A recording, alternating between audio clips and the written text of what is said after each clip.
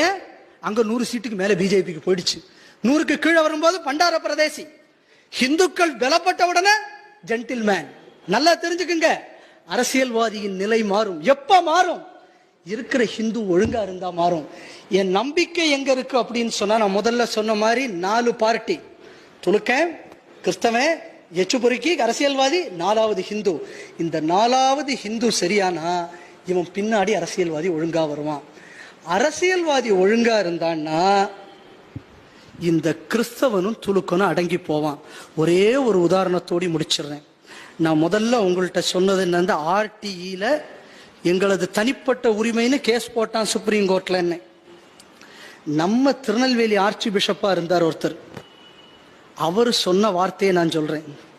கிறிஸ்தவர்கள் ரொம்ப tiny minority தான், ஆனா ஜவஹர்லால் நேரு போன்ற தலைவர்கள், ஜவஹர்லால் நேருன்னு யாருன்னு தெரியும் தானே, அந்த மாமாம்பாங்களே அவர், அந்த மாமா போன்ற தலைவர்கள் எல்லாம் நாங்கள் மாமாக்கள் தான், எங்களுக்கு எந்த மதமும் கிடையாது என்று சொன்ன காரணத்தினால் நமது சாதுரியத்தினால் to preach, practise and profess அப்படிங்கக்கூடியத ஃபண்டமெண்டல் ரைட்டில் நாம் சேர்த்தோம் கான்ஸ்டிடியூஷன்ல அப்படின்னு சொல்லி அந்த பாதிரியார் சொன்னார்.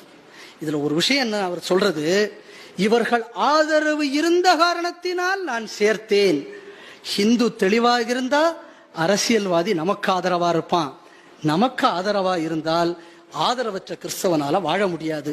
ஏன் முடியாது அப்படின்னு சொன்னா, ஆள் அரசு இதெல்லாம் நீங்க எங்க வேணாலும் போடுங்க, வளர்ந்துரும். இந்த காளான் என்னைக்குமே புணத்திலேயோ பூஞ்சானத்திலேயோ தான் வளரும். இந்த துலுக்கனும் கிறிஸ்தவனும் எப்படின்னா காளான் மாதிரி, இந்த அரசியல் புணத்துல தான் இது வளரும். இந்த புணத்துக்கு உயிர் கொடுத்துட்டான் ஹிந்து அப்படின்னு சொன்னான்னா இந்த கடைசி 2 சக்தியும் காணாம போயிடும்.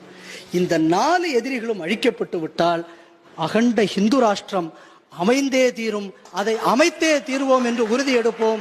பாரத் மாதா கி ஜெய்.